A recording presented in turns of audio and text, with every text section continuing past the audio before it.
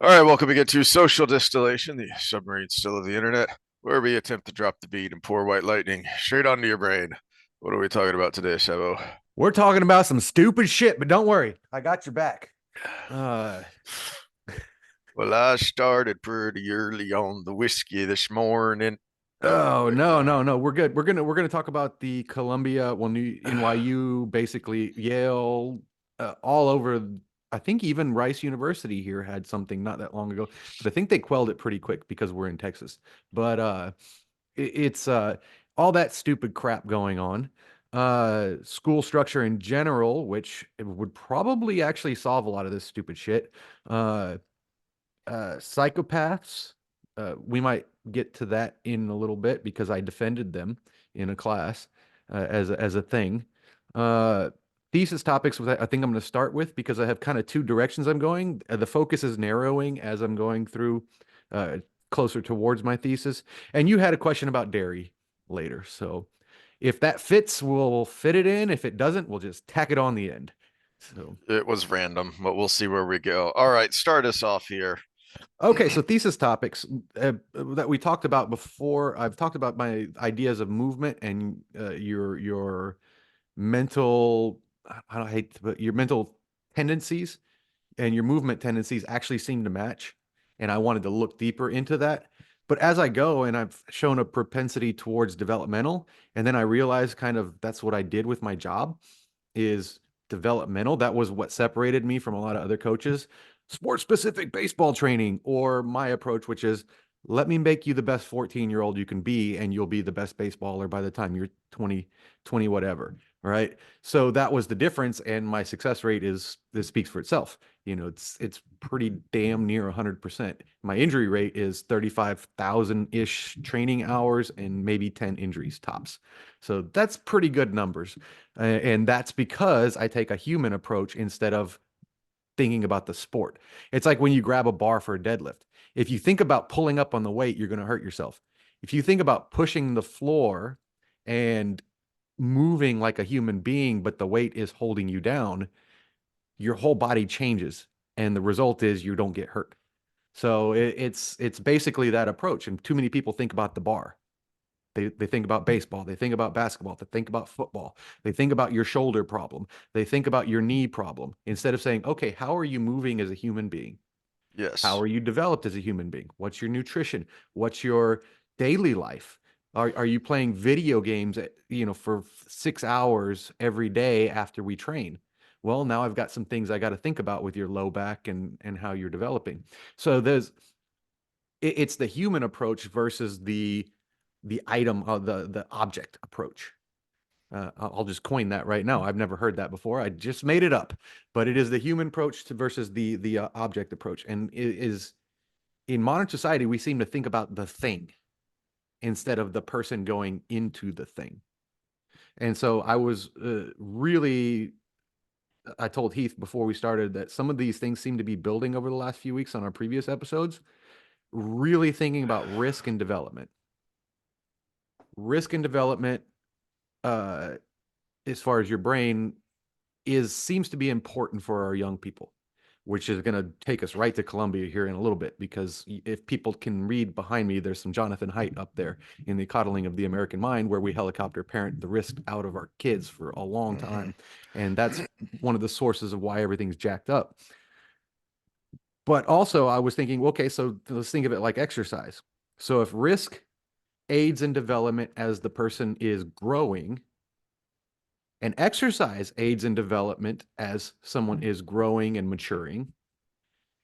Exercise also reduces decline as people are aging.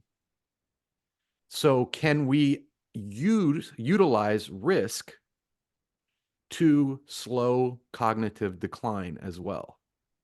That's the step that a lot of people haven't taken. I was just listening to Haidt, not that maybe earlier this morning, and he was really hammering this. Risk is important for kids. Risk is important for their brain development, not just their tolerance for things. It's different than just jumping in an ice bath, right? It's actually changing the way their prefrontal cortex develops, the way their amygdala develops, the way their cingulate develops, the way all of these things, their ACC, which is impulse control. You create an environment where the brain can basically get to its top capacity when you allow the child to explore their limits. And that actually just makes sense, because if you never explore your limits will be limited. And anything, and this is what a lot of psychologists don't understand, and this is the gap I'm trying to bridge here. If I'm strength training you and you get stronger, I know there was a physiological change. Whether you developed more motor units, whether you gained more muscle, whether your muscle spindles became less sensitive, and Golgi apparatus became less sensitive. All of these things, I know there was a physical change to you, and physiologists understand that. Psychologists think that you do these psychotherapy things and fill these questionnaires and go through these therapies and magic happens. And in fact, a lot of them avoid the neuro class because they don't want to do all the biology. And I've talked to these people in my other classes, and they're like, "Oh no, I don't want to take neuro because it too much biology. I want to focus on the psychology." I'm like, "Psychology is the biology." Hmm. Because if I change something in your mental state, I have changed something in your brain. And so if we limit the expansion of the mental state, you have inherently limited the expansion of the brain. And I'm not talking about growing a bigger skull. I'm talking about synapses connecting and creating bonds with each other so they communicate more efficiently and more often. So that we do know that happens. And unfortunately for people, when we talk about mental illness, if you don't stimulate it in a positive way, something will stimulate it in a negative way. I always used to say, if you don't have control of yourself, someone will control you. That was the old school way of saying the scientific things I'm saying now. If you don't learn self control, someone will control you. Now I just know the biology behind it, right? So it's that might be the I want to do both. That's the thing. I need to convince people to help me out is the problem. But the meta thing is I might do for my thesis a meta analysis on the risk taking behavior with the implications of we need more research on aging people now because we're not looking at this because there's a body of work on the risk taking and younger development, but it stops there. Hmm. No one's thinking about old people. Well, there has to be some amount of research and investigation in um, retirement communities and uh, uh, the activities they provide and those who partake versus those who don't. Um, Yes, there is some correlative research with exercise and the cognitive health, but I think we can take it a big step forward. See, but I was thinking beyond that of just, uh, uh, grandpa and grandma getting together with friends and playing dominoes and playing bridge and that kind of mental stimulus. Mm-hmm. Um, because Well, that, I think the direction I could take it is that social stimulus. There is an what would you say, a randomness because other people's interactions where you are doing things without having full control over it, which is a good thing. But I'm also thinking things like learning a new instrument, hmm, but with the intent of doing a recital, not just to learn the instrument, but to get in front of people and play it. Writing poetry, but not just to write poetry, but to interact and actually stand-up comedy. That would be a good one. Or mhm, improv comedy. improv, yeah, Having these people get in front of each other and take that social risk of bombing. That's huge. That's probably why comedians tend to be so smart because it's chicken or egg. Were they comedians because they were smart, or did that help with their development? Or, yeah. or was that something that developed along the way from a small age when they realized comedy was kind of socially acceptable and gave them a place, and they just kept building and building and building and building on that, and their brain developed with it. So it's a form of risk taking. And so things like that were kind of the direction I was wanting to go, where there is that element of discomfort. And this actually goes into other literature, and I really need to talk to my ABA advanced uh, behavioral analysis professor, because she was talking yesterday about scary movies. There's studies that people who watch a lot of scary movies tend to have higher intelligence. There's also studies on heavy metal music. It's the same thing. And what do those two things have in common? They make your brain uncomfortable. Mm. Heavy metal is designed to make your brain uncomfortable. Scary movies are designed to make you uncomfortable. So is climbing a tree. And I bet you, I think all of these things, when you talk about replication, I think they replicate each other because they all have a central theme. They make your brain uncomfortable. They see not just the discomfort, but what it makes me think is that all of these things are things require you to figure something out. Okay. And I've ranted about this before, but I think one of the worst things we do with our kids, of all the terrible things Listen we to pop do, music. well, that yeah is awful. But they all have Chromebooks in school now. So they can just, if they don't have a phone in their pocket, so they can just look up the answer. Hey, what is the answer to this? Oh, there it is. Okay, that's it. It's all very surface level, very shallow. There's no digging deeper. There's no trying to figure it out is going to make your brain work more. It's also going to lead to, hey, do that, don't do that. Oh, okay. Why? Because that person said so. Okay, but why did they say so and why are you doing it? Because they said so. This is what I was ranting about in our last social episode of, oh, well, I guess we can't,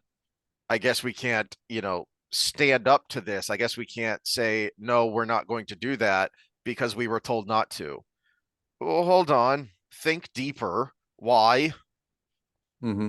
Yeah, and we were going over this in ABA yesterday, and it was guided conditioning versus trial and error for kids in development. And it was the one of the lists was textbook stuff. You got what are the advantages of guided motivation, right? It was it can save you time, right? If you could tell somebody if you don't look both ways when you cross the street, you could get hit by a car, right? So then they know look both ways. And then it was okay. So what was the other? It could save from imminent harm, right? Well, if someone gets hit by a car, there's very little learning curve there because you're probably dead, right? So that would be a situation where it goes down the list. There's like seven of these things. I have to have them memorized by Tuesday, but there's seven of these things that go on the list. And I'm looking at this, and I'm the only parent in the class, and I was like, "Teach." She's like, "Yeah, okay, what?" And I'm like, "This list is." You'd be surprised how fast this list goes through your head because anything that's a positive, there's also an inverse that's a negative. Mm-hmm. So the inverse would be when not to do it, right?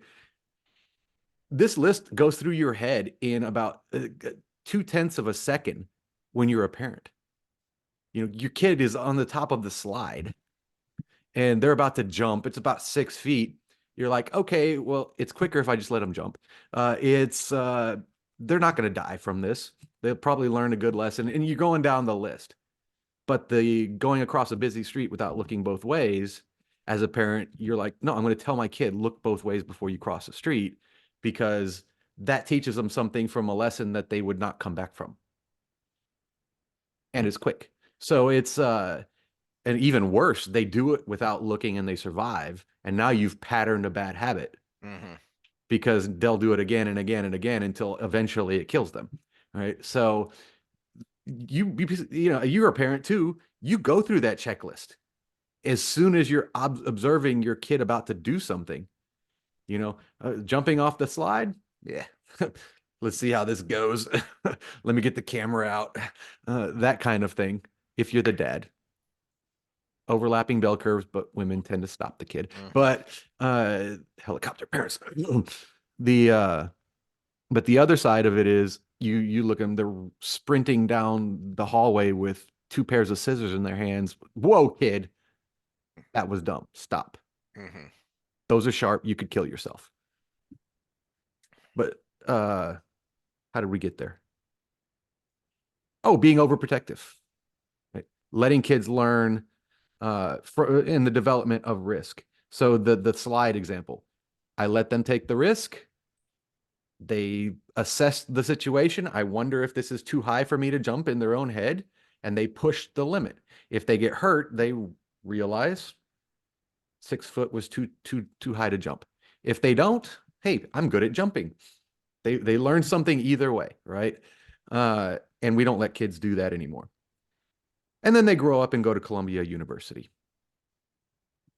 And what did I say earlier? If you don't learn self-control, people will control you. Case in point. Oh, I need to share with sound. Hold on, back out. Disregard all after hello for a second. Share. Oh, they changed this. Where's share with sound? It's on the right now. Okay, it used to be on the bottom. All right. Here we go. Okay, I want you to listen carefully as we go through here. We are going You to see how hostile this slowly is? And you're asking me not to record? walk and take a step forward Yeah, I absolutely feel threatened right now. so that we can Do the people that are following along with the chant sound like people who are in control of their own mind? Or is the person on the megaphone sound like the person who is in control? It gets better. Oh, good. start to push them out of the camp. One step forward. Another step forward. We ask Okay, let's stop there. Oh, my brain. When does an assault start? Where my nose begins is the Not even famous there. line. When someone makes an aggressive move towards you. If I am in a place where I have every right to be in a public square, Mm-hmm. and someone keeps stepping forward at me, eventually they're going to make contact. This is assault, but let's go further. ask that you please respect our privacy and our community guidelines which Our privacy in a public square and our community guidelines in a public square, which are rules you set up. And I'm going to go ahead and stop it there because it's more of the same. But here's the thing. If you have community guidelines, what's your enforcement mechanism? You say you're a peaceful protest, but if you just change the rules that someone can't be in public, in the public square, what is your enforcement mechanism if they don't leave? Are you going to keep stepping forward till you physically shove them out? That's assault. Are you going to surround them and keep them from going to class? That's kidnapping. Mm-hmm. What is your enforcement mechanism? Your peaceful protest is not peaceful. But the main point is those students are kids that have no clue about life. And you can take what they're protesting and why they're protesting for out of the equation. They are NPCs at this point.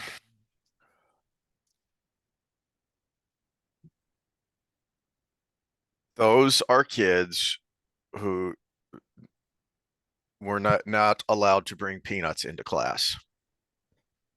Okay. That is I didn't realize we're right before we started, I brought this up and a height actually brings up the numbers, which I didn't know. Because to me it was always just silly and coddling as the title of the book is, but the downstream effects of saying everybody must overreact to accommodate even the possibility of harm. Not to your early examples, not that we have recognized a harm of why is that kid running down the hallway with a pair of scissors in each hand, but the possibility that there might be some harm requires us to overreact, and everybody must change their behavior. Everybody must accommodate this thing.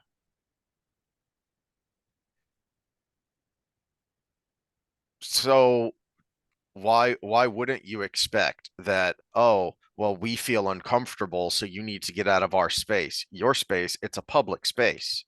Mm-hmm. And I'm recording this because this is a newsworthy event. No, you can't because we're uncomfortable. So there you can find any number of pundits commenting on these things right now. And it's all about the, they're actually supporting Hamas and blah, blah, blah, blah, blah. That's being beat to death right now. Mm-hmm. I'm going to make my bold prediction. This is the we always talk about how we don't jump on these things because we want to give them time. And a little time has passed, about a week, and I think NYU reacted differently. They arrested 150 of these kids. So just down the street, New York Mm-hmm. University versus Columbia. Columbia, well, I can go up to another video. Maybe we'll do it if we have a second. Is barring the professor that spoke out against this. So they're taking the exact opposite. Columbia is a shit show, by the way, these days. I actually looking forward to seeing if anything with John McWhorter comes out because he still works at Columbia. That is a good point, because for a very long time, Columbia School of Journalism was to journalism what Harvard Law is to the legal profession. So think about that when you think about The how the news, news is yeah, reported and what news is reported. yeah. But my bold prediction is that they're not doing anything right now because the people in charge are fence sitting on the Israel-Palestine situation.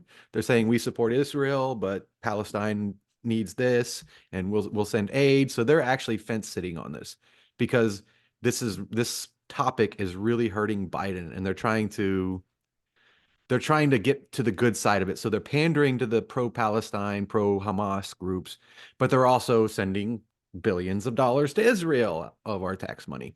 So it's gonna I think it's gonna work against them. But my bold prediction is, as soon as that blows over and the election's over, they're going to use these protests, unlike the Summer of Love, because Summer of Love was a domestic topic. This is not a domestic topic. They're going to use these protests to pass anti-protest legislation.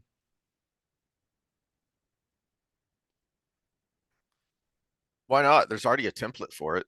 Yeah, so basically they're going to use this, which is beyond the scope of what we would call protest. Again, if you assault me and push me off my spot, that is no longer a peaceful protest. You're allowed to sit there with your signs and megaphone and yell, but you are not allowed to accost these Jewish kids trying to make it to class. It ceased to be a protest at that point. When they see a guy who's wearing the traditional garb and they scream Zionist and go over and bum rush him and push him off campus, that is no longer a protest. That is an occupation.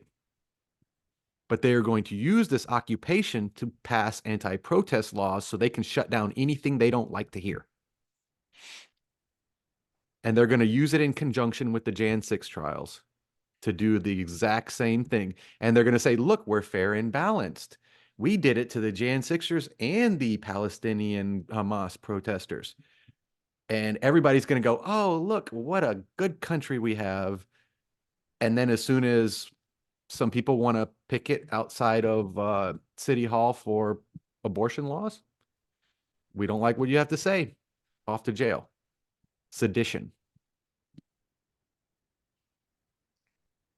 I was just about to bring up abortion because that is the template, but because it isn't popular enough and it doesn't affect enough people, people have been ignoring it. There's something called the FACE Act, uh, freedom to access. Crap, what is it? Anyway, basically, Yeah, I know what you're talking about. So basically, the summary is that these people have a right to go to the abortion clinic. So anything impeding their progress. Freedom of Access to Clinic Entrances Act. Yeah. Okay. It was carving out a special exemption just for abortion clinics that is a blatant violation of the First Amendment. And especially the way it's been enforced is if you hand a pamphlet, if you try and hand a pamphlet to a woman going into a Planned Parenthood, you get arrested. If you get too close to the clinic, even if you're in on public ground, a public sidewalk, but if you're too close to the clinic while you're, praying and singing hymns, which is a lot of what is happening in these instances, you get arrested.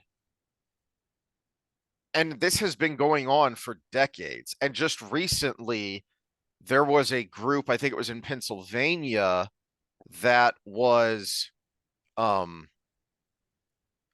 they were sentenced to dozens of years, like 10 to 12 years individually for this violation. It's a blatant violation of the First Amendment, but it's been allowed to Now happen. what happens when the government has an excuse to make that a blanket policy? Exactly. Yeah. This is So this this is is why one you of should those why I care. speak out for the people I don't agree with on a social basis and cultural basis, because when it's used, when it's justified in one situation, it will be eventually used against you. It's like they say about technology, even benevolent technology, a malevolent use will be found for it in at least a generation. That's just the nature of humanity. And when we keep letting these elites have all power, passing $61 billion Ukraine and Israel aid with our tax money without any repercussion at all, they're just going to keep doing what they're doing. There is This no is why I have correlation to congressional and Senate votes to the constituents' wants and needs. There is no correlation. This has been well studied and nobody cares. mm-hmm. They still vote for fucking Dan Crenshaw up in North Houston because, oh my gosh, some of us are going to lose our jobs because we actually work in the military industrial complex. That's exactly how this thing goes. He is doing his job by protecting jobs at the expense of how many thousands of Ukrainians and Russians are dead and how many thousands of Palestinians and Israelis are dead. How many thousand Syrians are dead because we keep just giving arms to the people who are killing each other over there? Yeah. But my constituents have a job. Mm-hmm. They could be making cars instead, but no.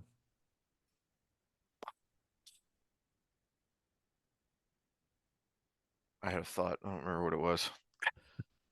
Uh, Oh, no, so here's my fix that's not going to happen because nobody listens to us. My fix is the students need to take charge. Not the students who are taking charge right now, the other students. And there needs to be a walkout. We're going to take the semester off. We're almost in finals week, but we are walking out and we're all pulling together to have the best lawyers in the land, and you owe us our money back, Columbia University, because we did not get to finish our semester because you allowed these protests to happen and we did not feel safe on campus. You allowed the campus to become unsafe, so we did not finish our semester, so you owe us all our tuition back and fees and registration stuff and parking, everything. You owe every single freaking cent back. And that in conjunction with the big donors who have already pulled out, like Robert Kraft, who have already pulled their money, Columbia will either have to bow or die. mm-hmm. Because this occupation is a minority of students. If the majority said, I didn't get my education, give me my money back. And we already have precedent for this with COVID because some students have won their cases when everything went to Zoom, where they were like, we're not getting the same education we did. And you're still charging us the same and rate. you're still charging us the same rate. In fact, you're jacking up costs. Mm-hmm. Vanderbilt's over $100,000 a year to go to now. They were the first to crest that point. That's a lot of money. That's a lot of money. I mean, imagine this. If you come out of there a doctor, you're still going to be in debt till you retire. Mm-hmm.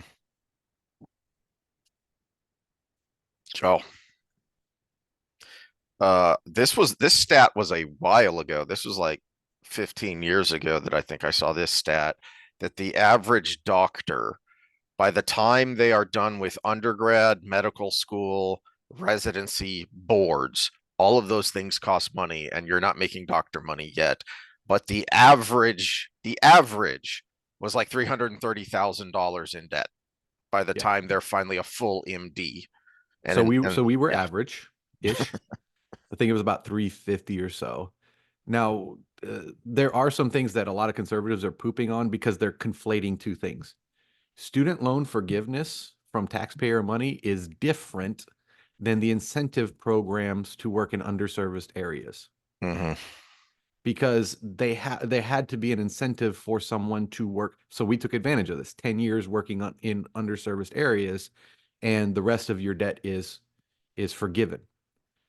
That's different than just a blanket, we're going to just pay everybody's stuff off because Yes. people benefit from that program. So it's basically that in essence is welfare for the people in that area, Yes. not for the person doing the job. It's an incentive for good people at their job to go to those areas instead of people who were so bad they couldn't get another job, they ended up having to work there. There's a huge difference between those two things. And I've seen a lot of conservative Twitter really hammering people who say, I did my 10 years and now I'm forgiven. They were celebrating something that they actually did a service. Yes. And people are piling on to them. Of course, that's Twitter because Twitter is Twitter, but so who knows how much of that's bots. But Which is important to make that distinction, and is goes right back to where we started here of that surface level thinking, and rather than deeper thinking, nuanced thinking, because that is whether or not you like the program, that is different from the blanket forgiveness, which the taxpayer will have to eat. And you're talking about subsidizing someone. uh you know, Friedman talked about this back in the 70s and early 80s of the amount of money, that public money that goes to public universities, is a subsidy for the middle and upper class, because they are the 80 something percent the ones who go to these universities, and you're taking money from the working class, from the blue collar worker who didn't go to college, or won't, kids won't be going to college, and you're subsidizing people who are making more money than they are. It's obscene, mhm. but it's what we do. You know what I would like to see that from this program, and I have never not even heard a whiff of it. Couples who go through college together and take student loans to get through college, and the forgiveness program, what they don't take into account is sometimes the partner takes extra to Mm-hmm. make up for the fact Mm-hmm. that their whatever partner can't work, or like med school is a great example. You cannot work and go to med school. You used to see it in the 80s movies and stuff where the person was working at a diner while they're going to med school. You're not allowed to. They actually say you sign a document that says you can't work. You are our bitch until you're done with this med school. So me as the partner, well, minimum wage, not minimum wage, but not super high paying unskilled labor while I was still in school as well. Well, you take a little extra student loans to pay pay the rent, we had a Yep. kid, Yep. pay the diaper bills, pay all of that. And that's actually where we accumulated a lot of the debt, was the secondary debt that kept us afloat so she could finish the main thing, which I don't regret, because she wouldn't be a doctor if I just Right. said see you later, or she would, but it would be different. We wouldn't have Ben, we wouldn't have all of that. So it was a debt worth taking in the long run, but at the same time it's not accounted for in these programs.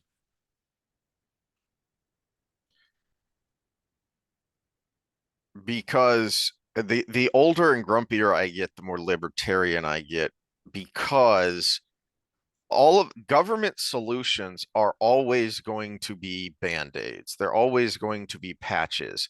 You cannot address root causes from a top-down solution. And that's why almost always, the government solution makes things worse or creates a new problem. So this is something that gets a lot of buzz, now and in the past years, which is our healthcare system. We have a problem with our healthcare system because we only treat symptoms. We don't cure. We just give out pills, you know?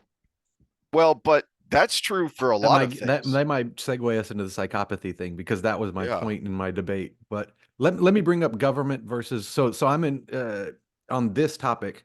I have a foot in two worlds where there is a huge libertarian bend to what because I'm a very individualistic person. Uh, the old school 80s and 90s liberal leave me alone and I'll leave you alone kind of lifestyle. But there are certain topics that have to be addressed. Abortion. Let's keep going back to this one because Trump took a lot of shit recently because he was asked about an abortion ban at the federal level and he said, no, it is a state's issue, which was what the conservatives said they were going for with the overturning of Roe v. Wade. But no, the conservatives went after him. Now we want a federal abortion ban. They piled onto him because he said what just 3 years ago conservatives said they wanted. But it can't be. Not in the way the conservatives want it, because they want a full ban. But there has to be something on the federal level because what I predicted when we started all this and we had our first abortion debate, where states are going to make it against the law to leave the state Mm-hmm. to have an abortion is coming to fruition. Alabama's passing it, Idaho's passing it. I don't know who else, but those are the two off the top of my head. It has become a federal issue at that point. And so I still stick to my guns that this should be done as a federal thing in the most stringent way possible that would cause the most compromise possible, which is an amendment. And there's no way around it if states are going to go that route where, I mean, imagine I go to Colorado and I smoke pot and then I come back to Texas. I'm not possessing pot in Texas, but I went to Colorado and I smoked pot. But I go to jail when I come back to Texas. Mm-hmm. You can't enforce your law in another state. That's the whole reason we have states. Exactly. So if that's going to happen, at least a federal law that says you can't enforce your laws in another state, at least that much. Because what's the solution if you have that law where you can't go to another state, can't travel while pregnant? Mm-hmm. Because otherwise, how are you going to say who's going to another state to have something done? This is why I have a foot in both camps. There has to be some federal things because we have to get along as a country. But also, I would like that to be as minimal as possible and only on certain issues and ban the IRS. But there's that. Texas doesn't have a state income tax, and we're doing just fine. We're also the quarter of the United States GDP at this point or something. You're about to get me sidetracked. Let's go to psychopathy Okay, because okay, I was about to go So down a you rabbit talked, hole on the IRS. yeah, you talked about medicating everything. So this ended up being the debate. Let me get the paper up. So this was the paper we were talking about and discussing as a group. Functional neural correlates of psychopathy, a meta-analysis of MRI data.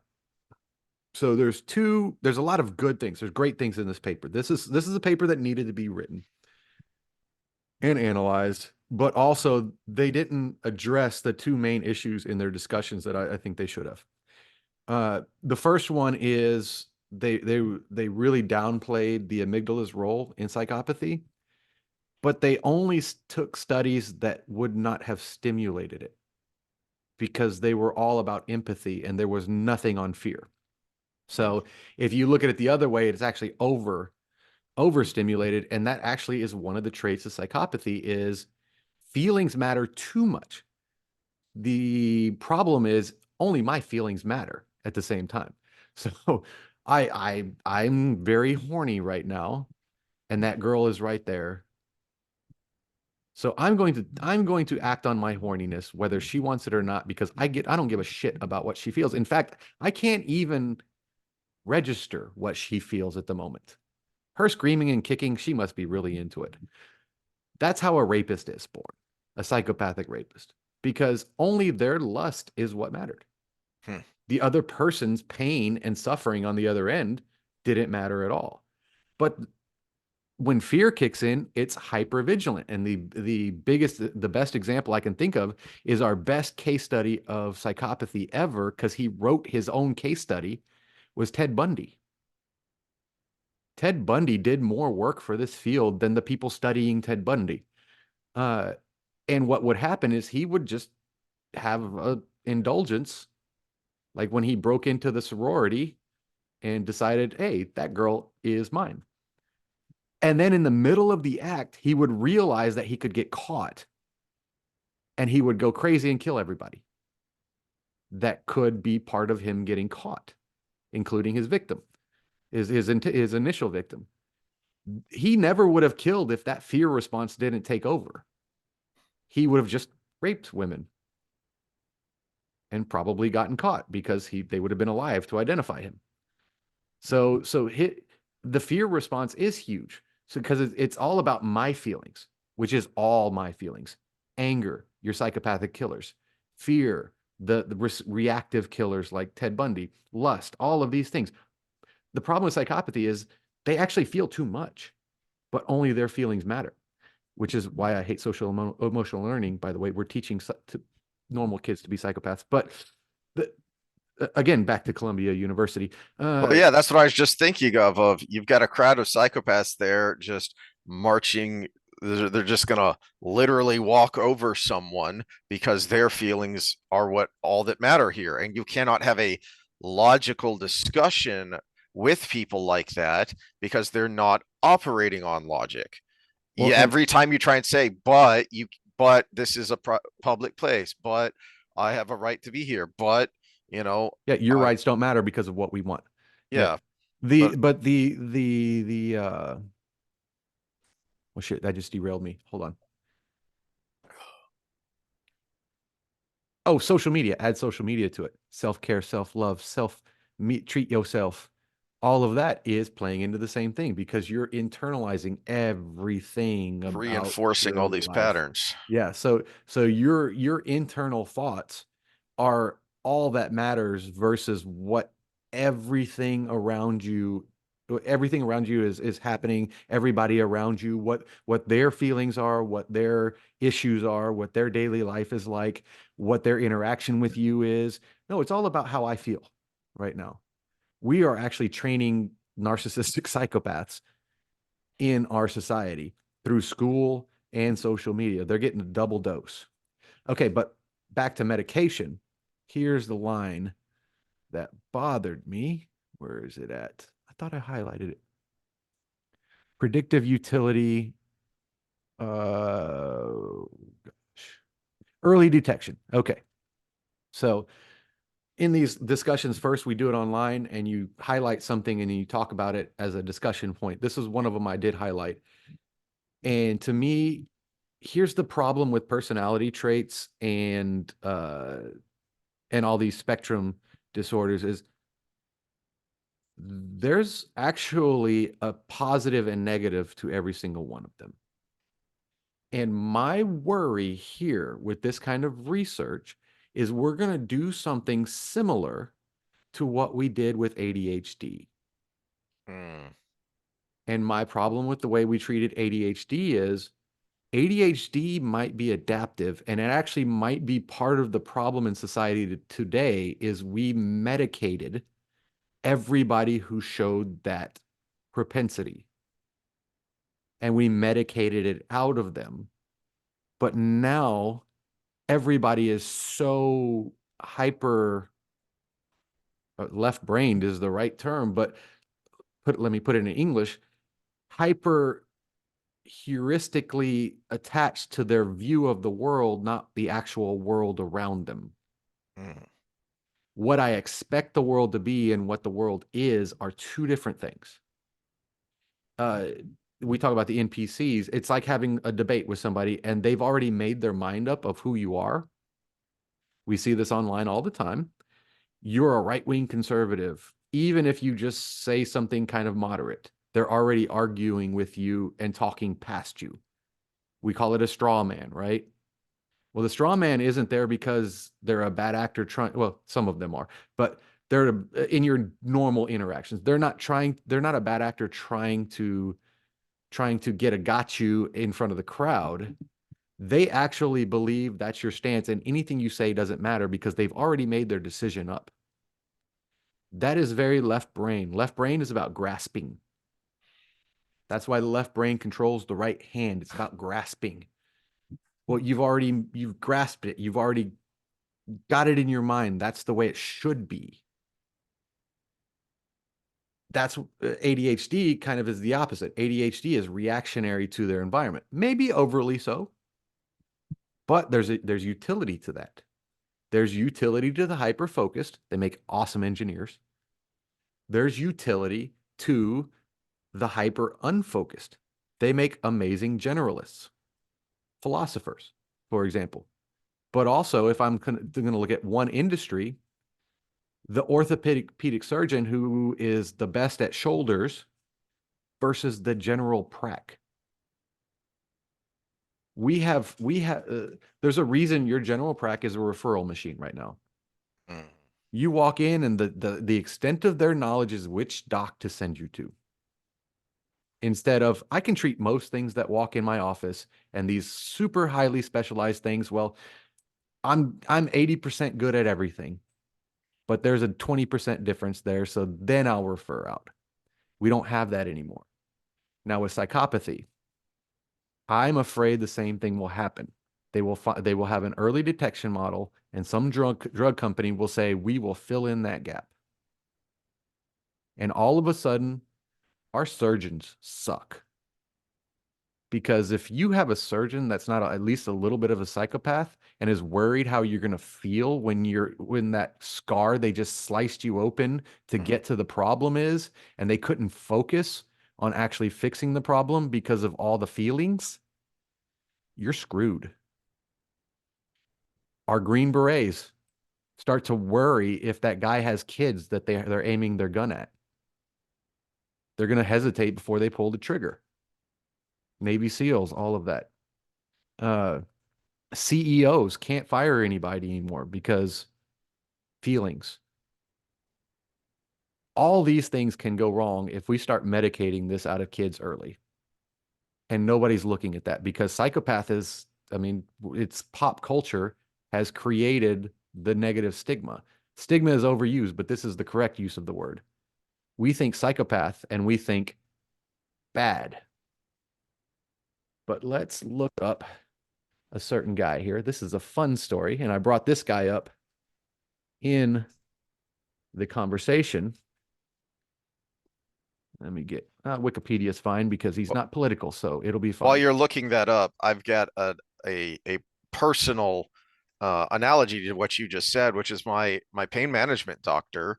When he burns off the nerves along my cervical facets, before he puts me under, he's trying to trigger them.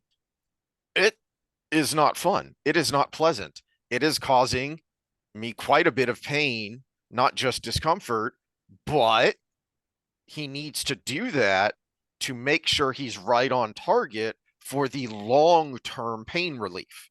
Because if he doesn't do that, then the procedure's not going to be as effective.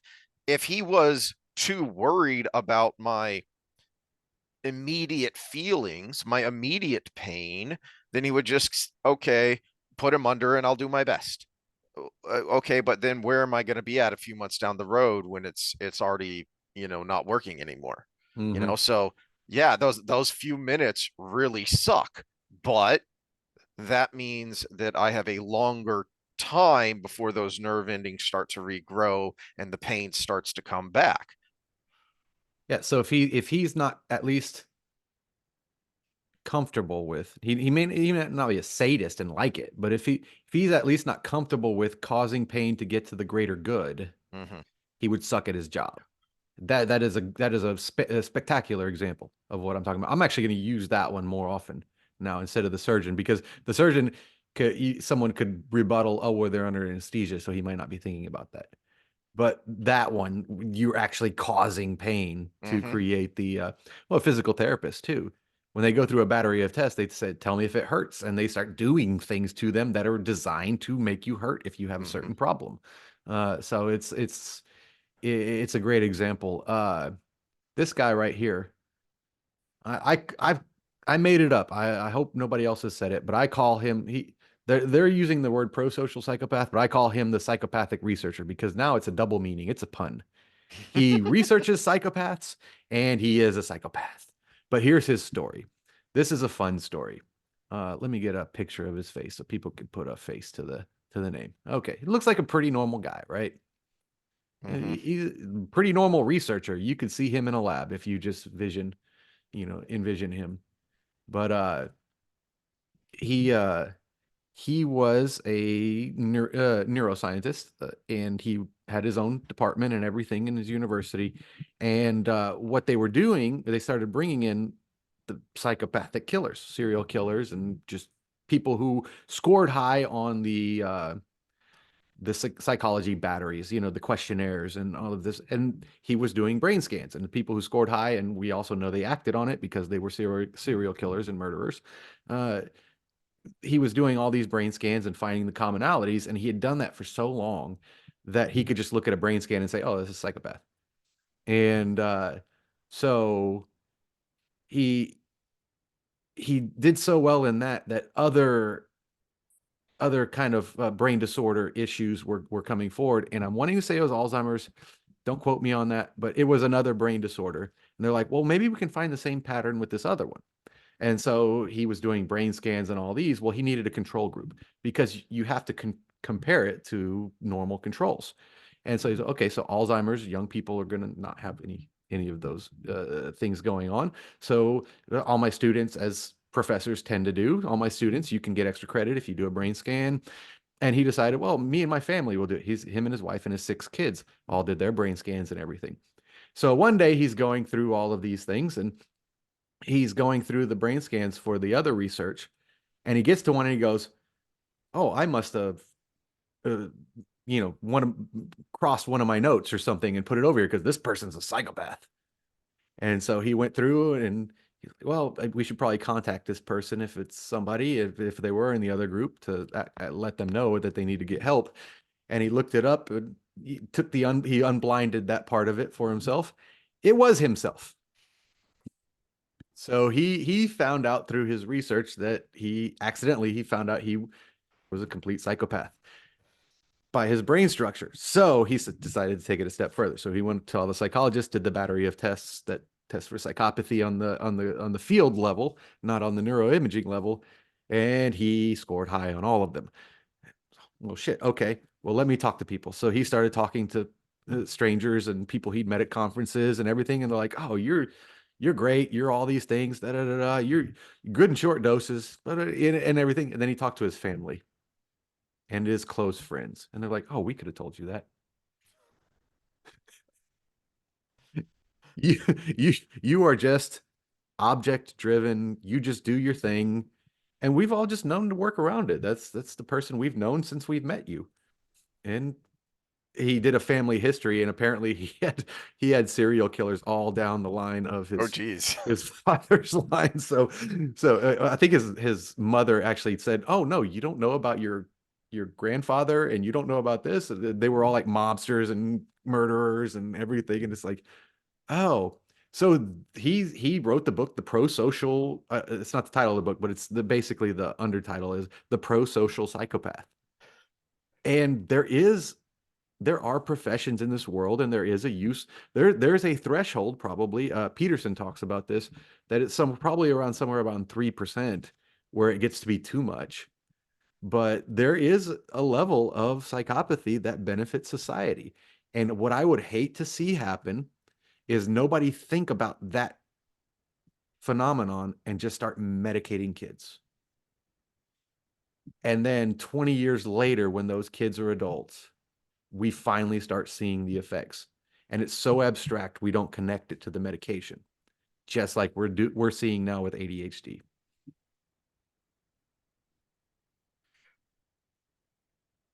It's not in the least bit surprising that we would do that because so much of um our rhetoric, our discourse, our media, our social media is all about groupthink. And so, Which is funny because the messaging is me, but it yeah, all leads to groupthink. I want to be, uh, I want to be different, just like everybody else. Mm-hmm. So we have lost the importance of viewpoint diversity. The diversity crowd, all they care about is the superficial, physical markers of diversity. Viewpoint diversity is not allowed. And that's what you're talking about here is we're going to medicate so we're all within this band and we're not going to have any outliers. Well, that's a problem. I think it's a step different than that too. So it's similar, but there is a distinction maybe without a whole lot of difference. It's the safetyism. The helicopter. This is helicopter parenting on a meta level. This person has this sign, so therefore they could be this thing, and they're gonna envision in their mind Jeffrey Mhm, Dahmer mhm, or mhm. Ed Kemper or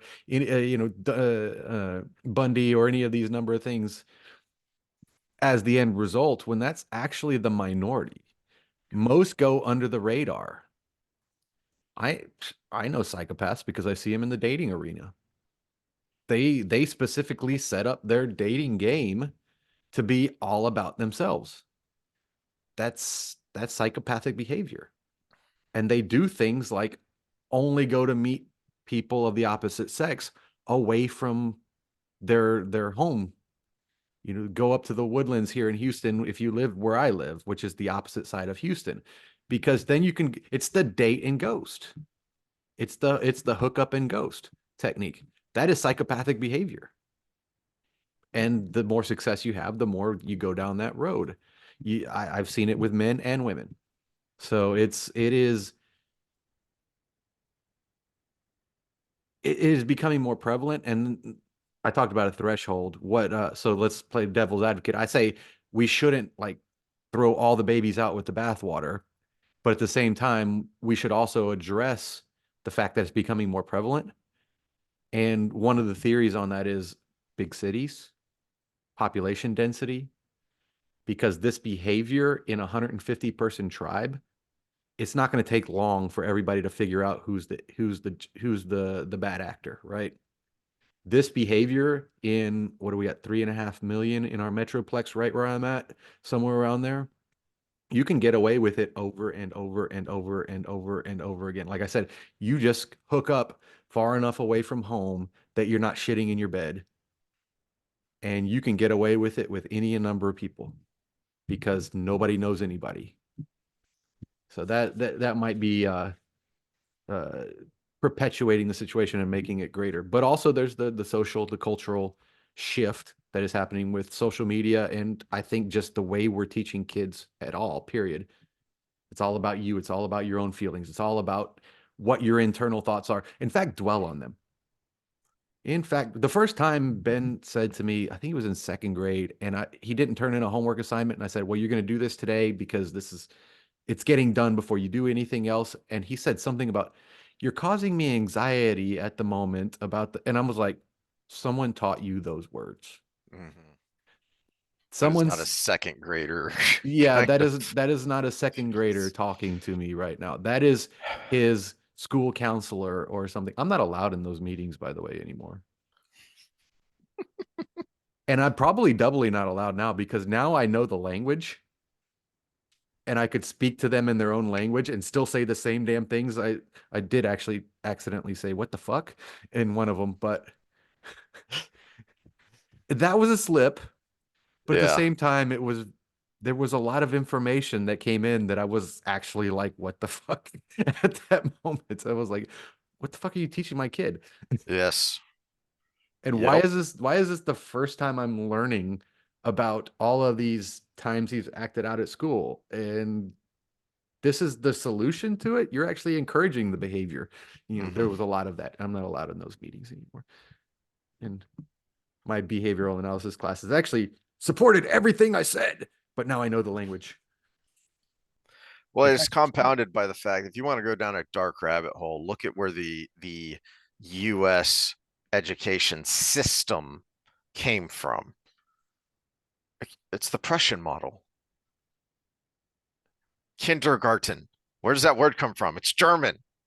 The standardized system for America, because it used to be, you know, the it was different everywhere. And it was uh learning focused. Well, the Prussian model, being the good Prussians that they are, they wanted obedient citizens and good factory workers. That is why the system works the way it does, because they want that. The entire system was structured for that outcome. Okay, well, now you add on top of it all of the modern crap that we're doing, and what is that going to create on the oh my back goodness. end? You have just socked us back to Columbia Yay. because good old Tim Pool, Columbia University is now the white nationalist Nazi school. Those are the rules, and this is the video. I'm not going to show the video, but it's the professor I alluded to earlier that Oh yeah, yeah. was because he's Jewish, and they actually shut off his card to get on campus, and the security pushed him out to escort him out because he's no longer allowed on campus because he's Jewish. And he did say some things out loud like, this is not good, you shouldn't be allowing the students to do this, Hmm. and that kind of thing. And you should uh, I can't conduct my classes because of this. But they actually shut his access card to get onto campus off and escorted him out. So you brought that up. The here's there's a reason the Germans make great cars, because they're great on assembly lines and everything runs with precision, which is, again, great trait. If you're a hyper focused trait individual, you're going to be good at that. But you're also not good at not being led, because you have to be a follower to be on an assembly line, because you're a cog in the machine. There is a reason the Germans and Austrians and that area of the world were ripely set up for a certain person to take over. Now, fast forward, you talk about our this is where it connects, our education model and how it's getting hyper in that way, and what's going on in Columbia University, and now listening, rehashing your mind those chants that were going on. That is exactly what sets you up for these things to happen. That person at the front, what was their credentials for being a crier to lead the chant? What was their credential? Had some humanities classes, a loud voice, and a willingness to get on a megaphone. That's it. What do they know about Israel and Palestine? They know they've got a cause now, Hmm. and they can get people to follow. And everybody there gets to feel self-important, that they're changing the Self-group and world. important. Hmm. They're bees in a hive. They're ants in a mound. But they're changing the world. They're doing something important. I think at that point that those good thoughts are even gone. I think that's what got them to walk there and become part of the group. But once the group and the chanting started, I think it actually became something else. It's just pure mob psychology at that point. Mm-hmm. So I don't know. I don't know what the answer is. I wish I could test my metal because it's easy to talk online when you're here in the suburbs of South Texas where nothing's happening. But guy filming where they're all walking to push him off, you can sit down. What are they going to do? Trip over you? If they actually physically assault you, then the Columbia refused to allow New York City police to come in and do anything. If assault happens, Columbia cannot refuse New York City police from coming in and doing something about it. So I'd be sitting there cross-legged in front of the mob moving forward me with 9-1 and ready. That's all it's going to take. This is an actual assault. Easy to say from here. True. Yeah. All right. Any further thoughts? We went down every rabbit hole. We actually socked it back. So dairy. Nope. That's all I got on that. What was your question on dairy? And we'll wrap it to an end in about 10 minutes then. Oh, well, this is really random, but I found it interesting because we were watching a Korean show last night, and uh I made mention of the difference in height between the average North Korean and South Korean. And this was a while ago that I heard this stat, and it's something like 3 inches. And my wife pointed out that uh, in the US and in Europe, height has kind of slowed or stagnated, but it's still growing rather significantly in Asia. And her thought was that it is because they've started adding dairy to their diet more. And I was curious if the fat and protein there, especially in developmental stages, would have that much of an impact.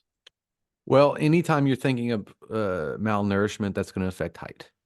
Okay, so the greatest example is in Asia is North versus South Korea. You don't have a huge genetic variance there, but you have a huge height difference because South Koreans are just more well nourished. They're not chasing rats down in the street so they could eat, right? So it could be just a caloric increase because dairy is readily available. You can reuse the animal that makes the dairy, right? It's like a crop plant that you don't have to cut down to harvest, right? It just keeps bringing you the food. It's like a fruit tree, right? It makes the milk all the time. You keep it going and it keeps making the milk. So just the increase in calories, I think there might be secondary effects, the protein and fat, but also which are building blocks of the body, the calcium. Dairy is high in calcium. And when we eat calcium in a vegetable source, it's very poorly absorbed. But the cow itself, ruminating animals, cows, goats, sheep, all of that we could get milk from, they do that for us. They take the calcium from the plant and make it into a bioavailable source that we eat the meat of the cow or drink the milk of the cow, and it is more readily absorbed because it is in a different form. Don't ask me exactly which one it is, but I'll just throw out calcium citrate versus calcium, whatever. Chloride or whatever it binds with. I don't remember all the ones that they do, but whichever one is. So ruminating animals, that's one of the reasons they have so many stomachs, because they take the plant and it processes and processes and processes into something that can be used by the animal. They actually create, they can take straight nitrogen from the plant that comes from the ground and form amino acids with it. Humans cannot do that. I can't just supplement nitrogen and then eat carbs and make amino acids in my body. So the ruminant animals can, the grazing animals can, and so that's the go-between. So more readily available calories more readily available protein, more readily available fat, more readily available calcium, all things that are going to help you grow. I don't think we need to get more complicated than that. The demonizers of dairy, unless you are so extremely lactose intolerant you cannot digest it, gosh, dairy is a superfood. I'm sorry. Mm-hmm. It can be overdone easily. I will not give up my cheese. I adjust other parts of my diet so I could eat more cheese. But if you eat cheese, it can be overdone easily because it's a high impact food. But if you're in an area where you're not getting enough calories, you want high impact foods. Yep. That's a big reason cheese exists, is so that you can, especially through the winter when you're Store not getting other calories for foods. later. Yeah. Yeah. Yeah. And you mentioned that dairy is actually a good analogy for some of the stuff we were talking about today. A lot of the stuff we rant about, which is if you avoid it, then yeah, it will cause you problems. It's something good for you, but Okay, so if I'll say this is actually almost all foods. Your gut bacteria is based on what you eat. So the different things, the microflora that exist are they develop around the food you eat. So some things can insert more, your fermented, your sauerkraut, your yogurts, all of those things. But they feed, and if you insert something that doesn't feed on what you normally eat, it's going to eventually die because it doesn't eat that. So a variety of diet is good because you keep the microflora uh, at a high variety. So the inverse of that is if you avoid a food for too long, the microflora that is associated with that food will die. Another good example is gluten, right? Gluten, lactose in milk, all of these things. So if you eat something that your microflora isn't set up to digest, you will have gastrointestinal distress until it has time to adjust. That's problematic for a short term. It's good in the long term if you introduce these new foods, unless you just have a severe intolerance from your own immune system or your genetic makeup. Some people can't handle milk genetically. Cool. If you're in that crowd, find another way. Here's other ways to get your protein, fat, and calcium. Most people aren't in that crowd except for the avoidant people who say milk is bad for so long, and then they try it again later because someone told them it was good, and then they have the bubble guts and they say, oh, see, milk was bad, and they confirm it themselves.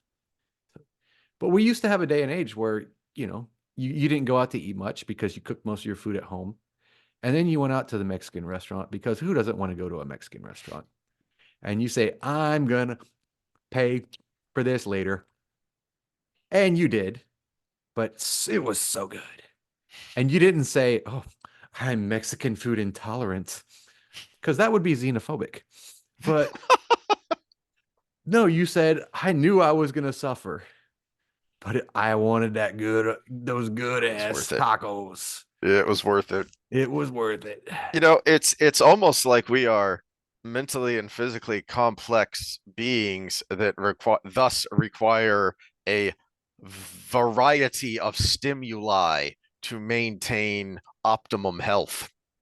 Well, and when it comes to the microbiome, this is probably the second most complicated thing in the body other than the brain. It is super complex. We don't understand it. We're just semi-mapping it. But the general rule of what you're used to is going to be the easiest applies. And can you expand that? Yes. Should you be experimenting? Yes, carefully, because you might have an allergy. You never know. Like sweetener, stevia. I have nothing against stevia. It is a good artificial sweetener. Taste is a little off, but it's good for most people because it's very low calorie. It's natural. It doesn't have a lot of the chemicals in it that are going to throw you off. But I can't eat foods with stevia in them because I'm allergic to it, because it's associated with ragweed as well. And Mm. so when I eat it, I can't breathe for 3 days. So Nice. okay, so there's a food allergy right there. That's different than an intolerance. An intolerance probably means if you eat it for a little bit longer, you're probably going to be okay.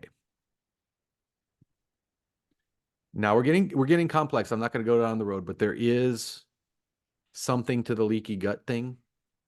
So this is where gluten can come in because proteins in your bloodstream are bad. And if you have something that causes a leaky gut where protein in your system can get in your bloodstream, you could develop an allergy. But that's going down a different rabbit hole, and that's the minority of people. If it All right. just gives you the bubble guts, maybe try it for a little bit longer and see if you adapt. If Well, not, then you could say this always gives me the bubble guts, so I'm going to not eat it.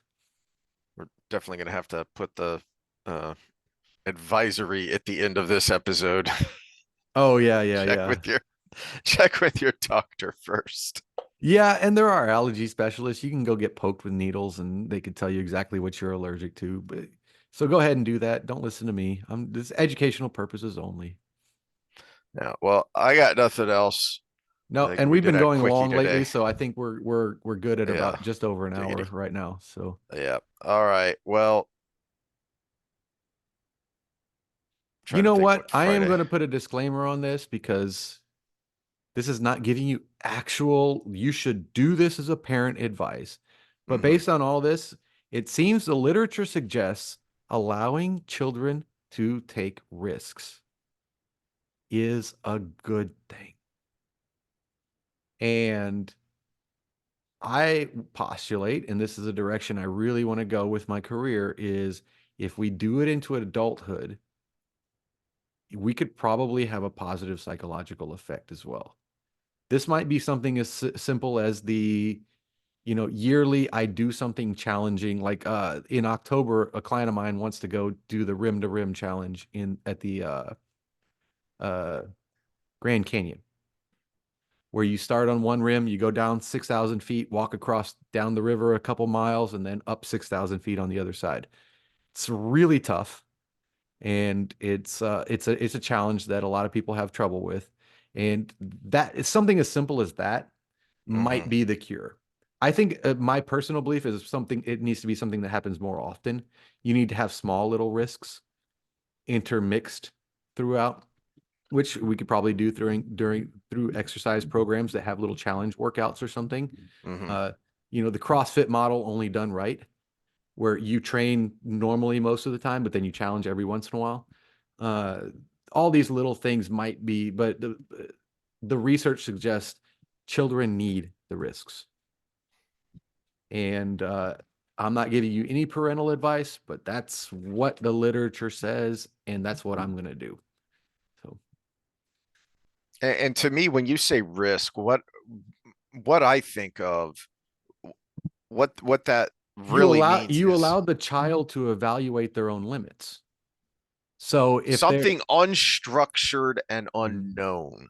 mhm. Because the unknown is what makes it a risk. Because it's like the climbing wall analogy, free climbing an actual cliff versus a plastic climbing wall. But It even a plastic climbing wall, if they've never done it before, they don't know if they can. And if they say, I think I could do that, and they do it, that's taking a risk mhm. because they could fail. It is okay. So I'll define risk as there's always a chance of failure. And at the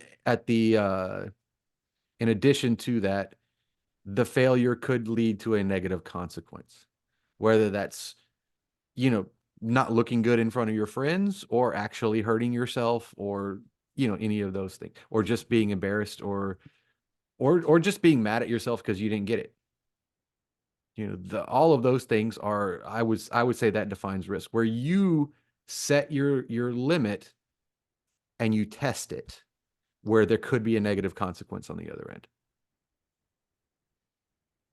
So yeah, the manufactured climbing wall could still be a risk if you don't know what your limit is, but you think, hey, maybe I can do that.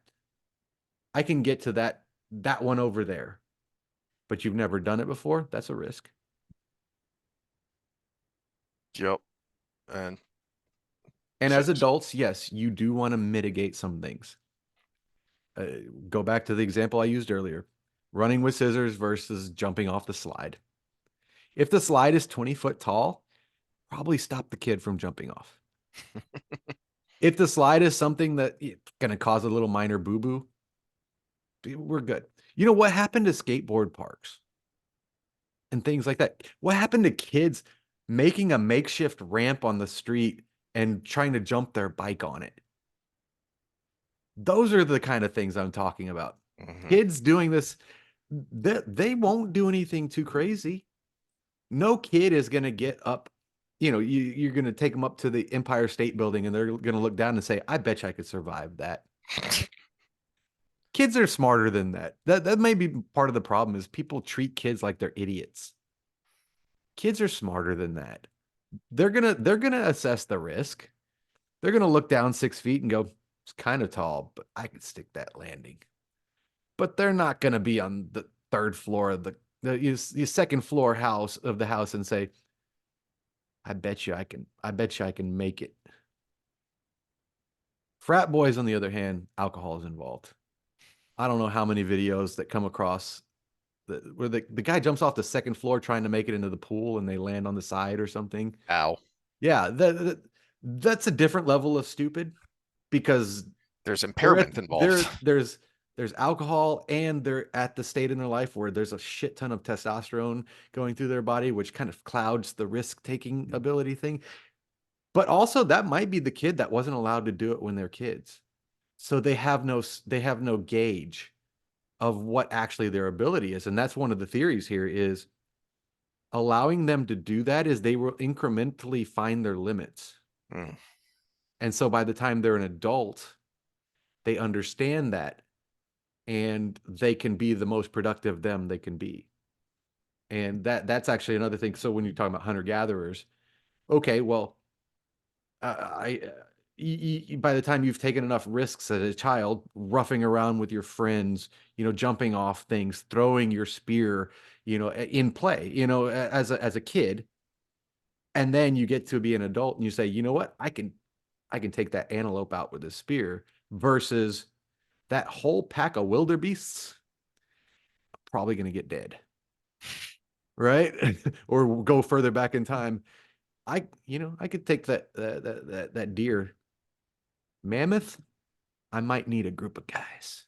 And we might need to push him off a cliff instead. Those are the kind of things that develop over that healthy development. Whereas everything is scary, they don't hunt. Nothing is scary because you hid them from it. I got a spear that kills things. Mammoth, all right, I can kill it.